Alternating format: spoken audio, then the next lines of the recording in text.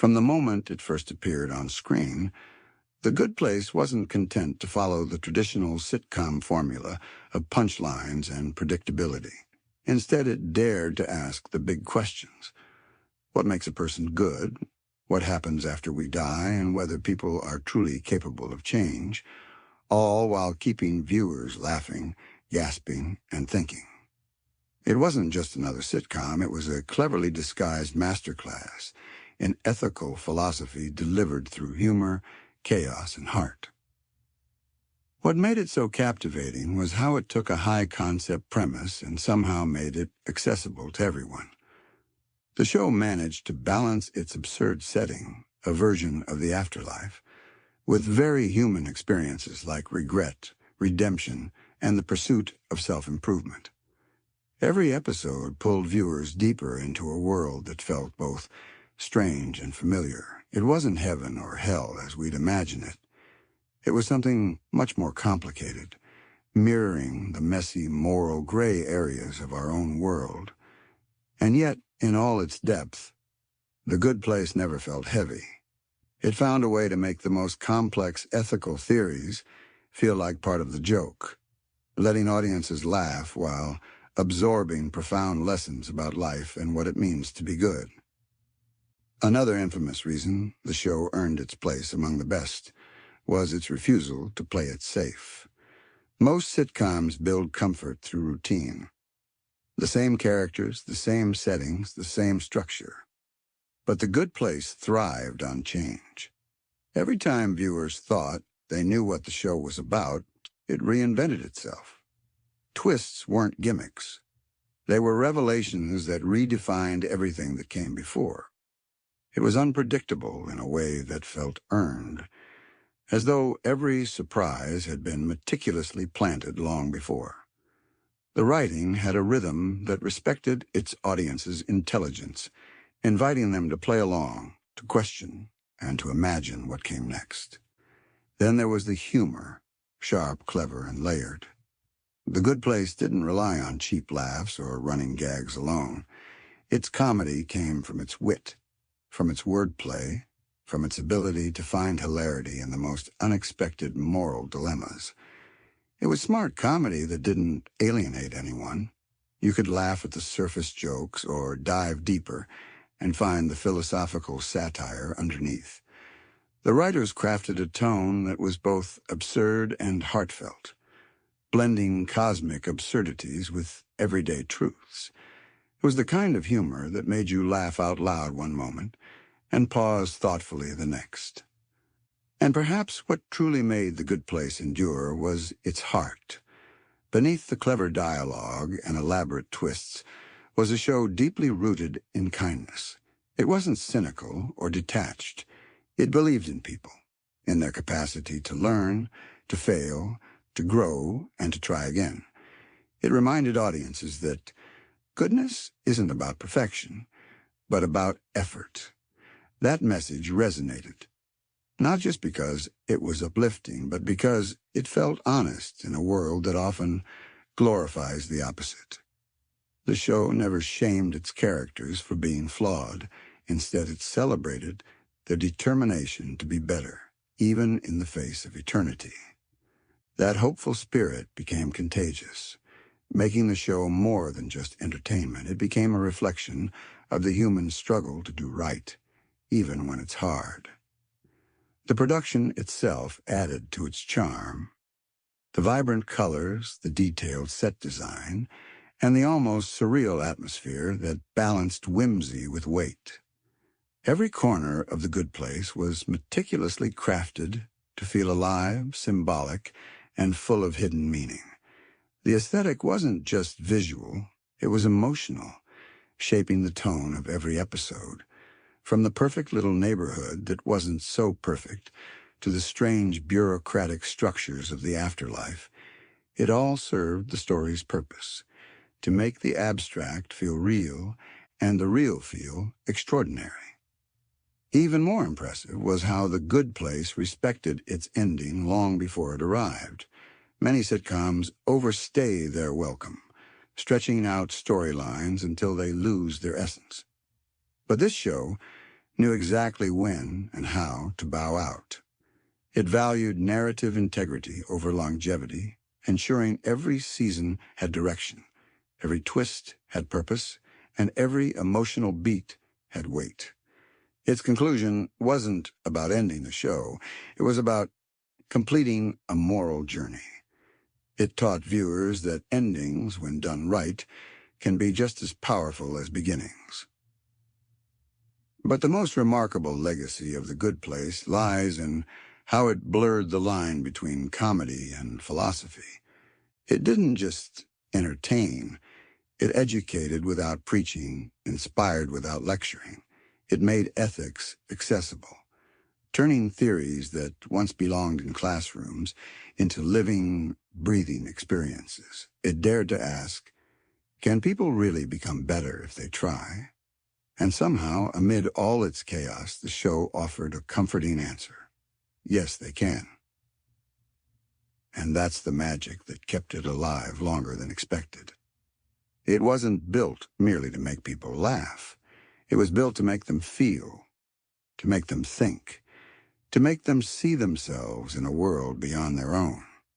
It left audiences pondering their choices, their relationships, and their definition of goodness long after the credits rolled. Few sitcoms managed to stay relevant beyond their time, but The Good Place did because it never belonged to one moment. It belonged to the timeless human desire to understand what it means to live a meaningful life. What made The Good Place linger in the hearts of viewers long after its finale wasn't just its originality, but its remarkable courage to be both funny and deeply meaningful at the same time. It lived in that rare intersection where laughter meets reflection, where each joke carried a whisper of truth, and every moral question felt personal. It didn't lecture or moralize, it entertained, and through that entertainment, it left you a little changed. There was something almost rebellious about that.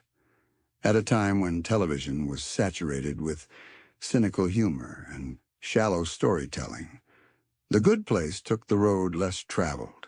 It bet on optimism, on sincerity, on the wild idea that goodness, though complicated, was still worth pursuing. That choice gave the show its staying power. Every episode was an exercise in balance, laughter countered by insight, absurdity grounded by emotion. Even its most outlandish moments were rooted in something real and recognizable. The show knew that the most relatable part of the human experience isn't perfection, it's failure. And instead of hiding from that truth, it leaned into it, crafting a world where mistakes weren't the end, but the beginning of understanding. In a way, The Good Place became a mirror for its audience, reflecting back the small, often invisible ways we all strive to be better. It celebrated progress, not perfection. Another reason for its brilliance was its ability to evolve without losing its soul. Many sitcoms hit their stride early and then fade into predictability, recycling jokes and scenarios. But The Good Place refused to sit still. It kept growing, experimenting, and deepening its own mythology. It challenged the very foundation of what a sitcom could be. Each season pushed boundaries, not for shock value, but for purpose. The story unfolded like a philosophical puzzle box, with each new twist revealing a layer of meaning hidden beneath the laughter. Viewers weren't just watching a show. They were part of a grand, ongoing experiment in storytelling, ethics, and imagination. And it wasn't just about big ideas. It was about execution. The dialogue sparkled with precision. Every line carried weight, rhythm, and purpose, yet never felt heavy. The writing had a rhythm that danced between profound and playful, reminding us that even life's deepest truths can be found in a good punchline.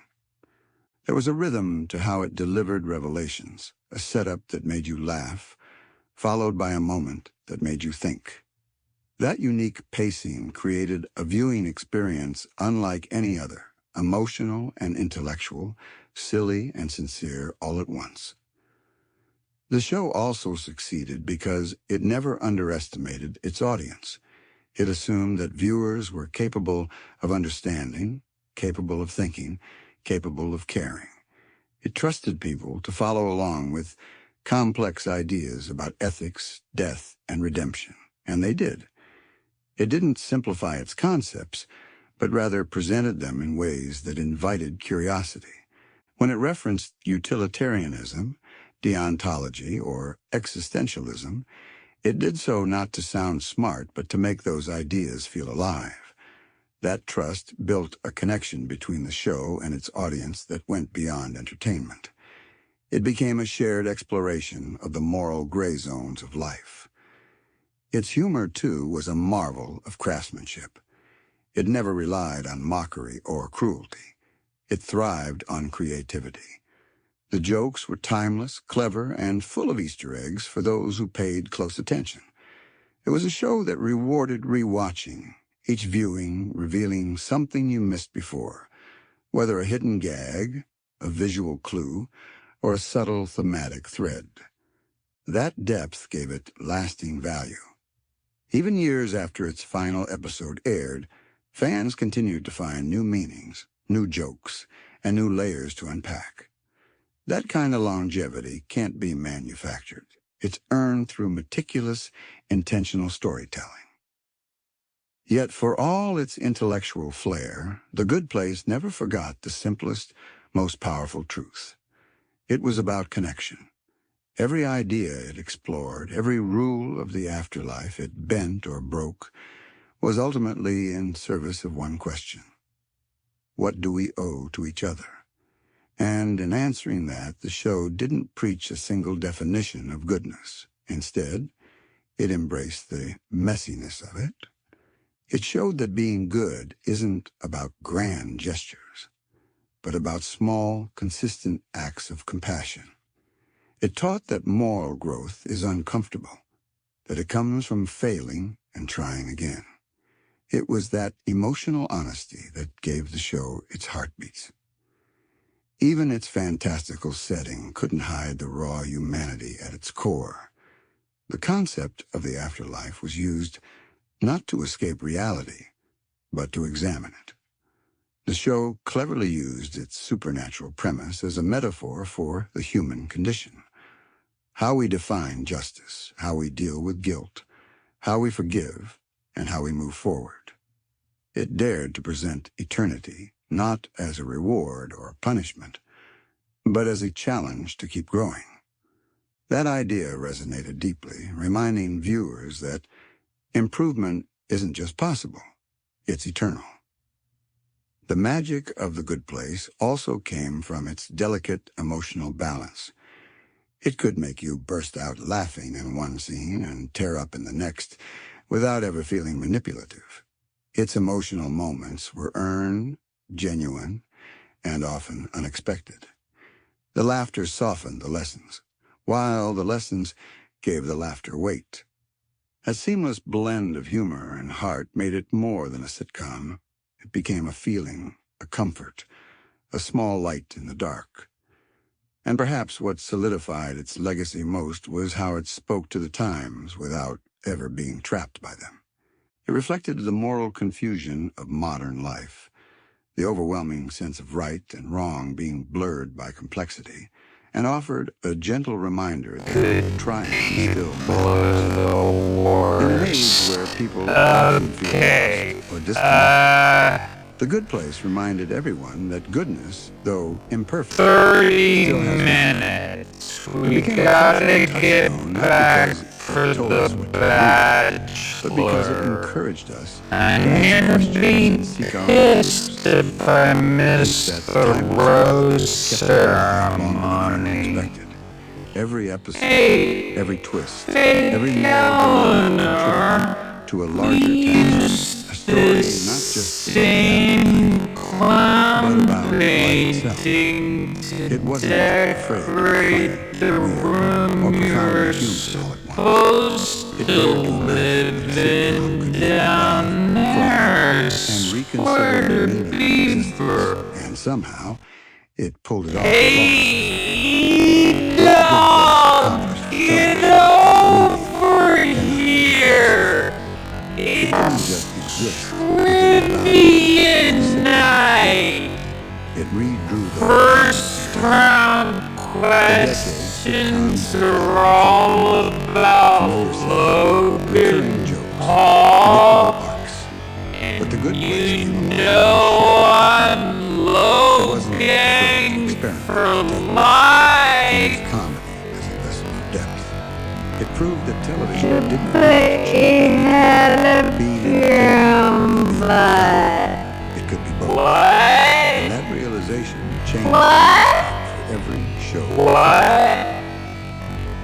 In many ways, Taught me The about Good Place became a bridge between the old world of sitcoms and the new world of narrative and humor that made classics like Cheers or Friends beloved, but infused them with the kind of storytelling ambition usually reserved for dramas. It played with structure, continuity, and downtown, bro. You for a half-hour comedy. bang it out. A show your brain She's off but your heart for would still feel at home in. It was television.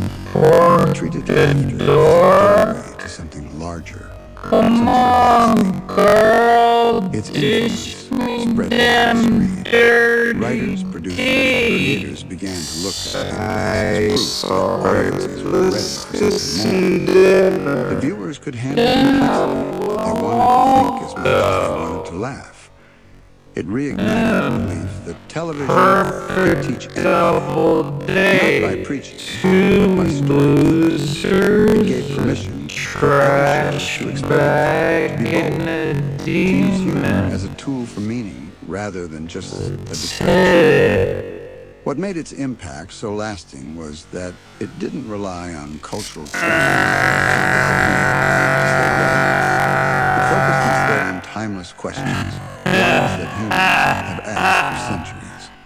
What makes life Might living? just be the single most Those themes, they dangerous stay alive and creature that's why the Good Place continues to resonate with new viewers who discover it for the first time. A show that feels fresh Why watching because it speaks to lightning most bugs? shows simplify I wanna be like all the people but the Good who Place are exposed the here. complexity of moral choice in the modern world. It You acknowledged that doing the right thing is rarely simple, Eleanor. that even with good intentions, we often stumble. It made moral Thanks, confusion feel real normal. Eleanor. It humanized ethics, showing that You good two aren't gonna make that out. lesson hit home to so many because it didn't Shut up. and And what are you doing in the bathroom? You're a demon. You don't weapon. Its use of real ethical theories and thought experiments need gave it. it intellectual credibility I like ever the sacrificing smells people who'd never heard of and or utilitarianism. Some found themselves intrigued by these ideas not because they were assigned in the classroom, but because they were made vivid and funny on screen. It was a show that made people Google philosophy tremendously. And that I alone never met my it friend. elevated the audience, making learning part of the joy. They Perhaps put one of me the in most an fascinating reasons for empty its endurance was how it redefined what the tank and afterlife could be. abandoned me Instead at of treating a it as a train place of eternal judgment, it station turned it into a metaphor for self-improvement. The afterlife wasn't about punishment or reward. Luckily, we got you That your shift transformed the narrative favorite from one about beer. consequence to Yeah, one about growth. but It told viewers that it's never too late to change, never too late to try, never too late to become the best version of yourself. It was the rare show that left its audience not only entertained but inspired to live better lives. Even years after its finale, The Good Place continues to inspire conversations about what makes a show great. Critics, fans, and creators alike often return to it as an example of near-perfect storytelling symmetry, a blend of humor, emotion, and intrigue that's hard to replicate. It's one of those rare sitcoms that you can revisit at any stage of life and still find something new to appreciate. When you're younger, you laugh at its absurdity. When you're older, you feel the weight of its wisdom. That's the mark of something timeless. It grows with you. And in the greater landscape of pop culture, The Good Place carved its identity as a cultural touchstone that became shorthand for clever writing and emotional intelligence. Its phrases, its concepts, even its moral lessons seeped into everyday language. People began referencing the point system of life as a playful yet reflective way of thinking about their own choices. Its influence could be seen in memes, essays, classroom discussions, and even workplace ethics workshops. It became more than a show. It became a conversation starter about how we live and how we treat one another. But at its heart, what made The Good Place so endearing, so unforgettable, was its optimism. It believed in people, in their potential, in their capacity for goodness, even when they failed spectacularly. It reminded viewers that goodness isn't measured by how perfect you are, but by how hard you try. That message, wrapped in laughter and wonder, became its legacy. It's the reason people still talk about it, still rewatch it, still recommend it to friends who need something uplifting yet smart. It was a sitcom that gave hope without sugarcoating life's complexities, a balance few shows have ever managed to achieve. And perhaps that's why it stayed on air longer than anyone expected. It earned its place through depth, not popularity tricks. It invited people to think deeply while smiling, to reflect while laughing, to learn while being entertained. It stood as proof that kindness and curiosity still have a place in modern storytelling. The Good Place was, in its own way, television's quiet revolution, a reminder that good art doesn't just tell stories, it asks questions that stay with you long after the lights fade. The Good Place didn't just end when its final credits rolled. It continued to live on through the ripples it created across popular culture and the way people began to look at comedy, morality, and even their own choices in daily life. It became more than a show. It became a philosophical experience disguised as primetime entertainment. That was its quiet genius. It lured audiences in with the promise of humor and charm, and before they realized it, they were learning about ethics, empathy, and self-awareness. And yet it never once felt like homework. It was philosophy wrapped in laughter, existentialism coated with sweetness, and moral debate served with a spoonful of absurdity. Its cultural reach went beyond traditional entertainment circles. Teachers started referencing The Good Place in classrooms to explain moral theories. Podcasts and discussion groups sprang up, dissecting the show's approach to ethics and human growth. Even theologians and philosophers weighed in on how it captured the essence of morality better than most academic texts could. It wasn't just a sitcom, it was a living, breathing exploration of what it means to be human, and it invited everyone to take part in that exploration. That kind of cross-disciplinary relevance is rare, especially for a comedy show. Yet The Good Place managed it with ease, proving that good storytelling can teach us more about ourselves than we realize. Part of what kept the show relevant was how deeply it resonated with the modern age. It arrived at a time when the world felt morally uncertain, when the lines between right and wrong, truth and deceit, kindness and indifference seemed increasingly blurred. Instead of shying away from that confusion, The Good Place embraced it. It reflected the anxieties of living in an imperfect world where every choice seems complicated. But instead of offering despair, it offered a lifeline, the belief that trying to do good still matters, even when the world feels overwhelmingly complex. Powerful place in people's hearts is because it never treated comedy as separate from humanity. It didn't just aim for laughs, it aimed for understanding. It recognized that humor is often the best way to confront the hardest truths. It laughed with the audience, never at them, and that made it accessible to everyone. Its humor had layers. Some jokes were silly and absurd. Others carried subtle philosophical weight. That combination made it rich and rewarding to watch, the kind of show you could laugh at one moment and quote thoughtfully the next.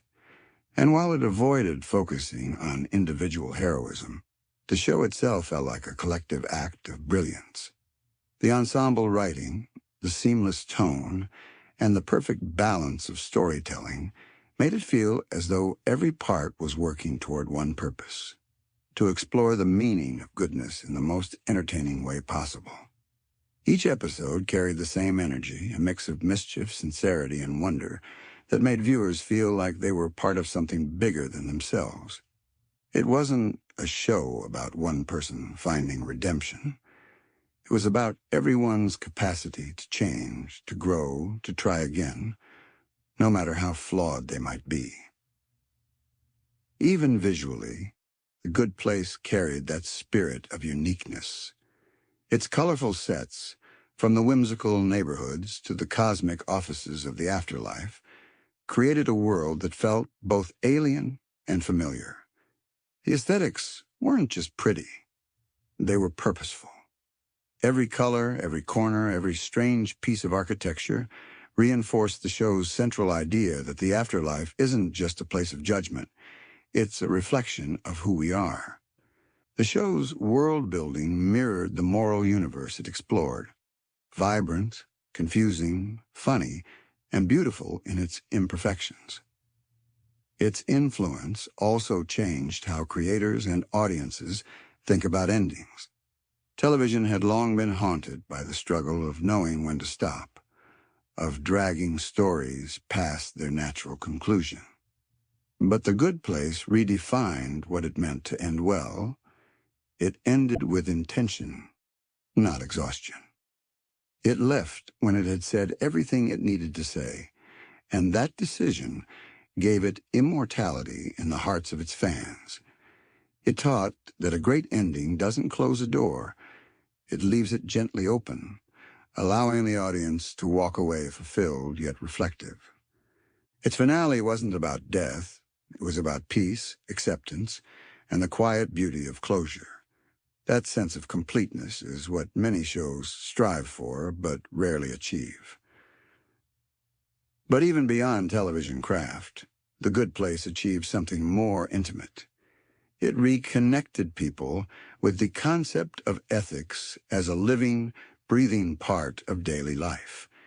It reminded viewers that the pursuit of goodness isn't a burden, but a privilege. That failing doesn't make you bad. Refusing to try again does. It showed that learning to care, to listen, to forgive, and to understand others isn't just moral theory. It's what gives life meaning. In that way, the show became a gentle teacher, one that made moral reflection feel joyful rather than solemn. In the years since it aired, people have continued to find solace and meaning in its lessons. It became the kind of show that people turn to in difficult times when they're unsure of themselves or searching for answers. Its message remains clear and comforting. No one is beyond redemption, and every effort to be better counts. That philosophy made it timeless. It didn't depend on trends or special effects. It depended on truth. A truth that people, deep down, want to be good, and want to believe the world can be better if they keep trying. And perhaps that's the most infamous reason it stayed on air longer than anyone predicted. It touched something universal.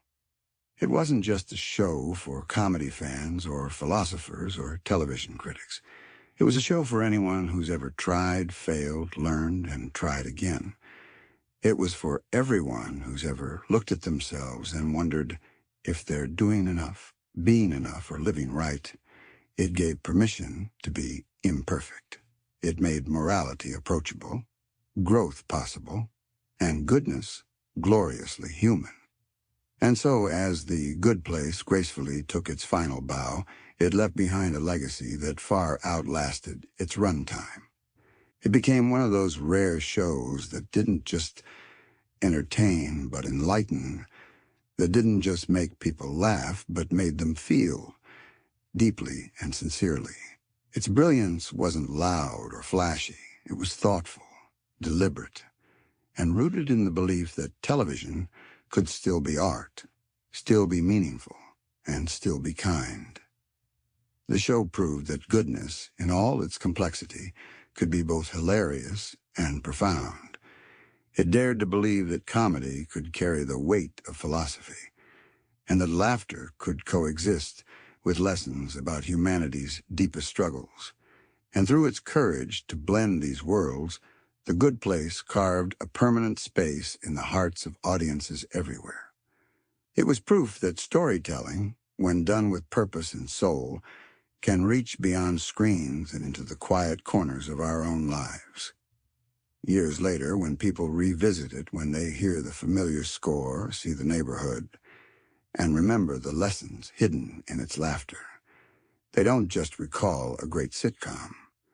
They remember a feeling, a reminder that even in the chaos of existence, we are all just trying to be a little better, a little kinder, a little more human. That's what made The Good Place more than just good. It made it unforgettable. Because in the end, The Good Place wasn't just about the afterlife.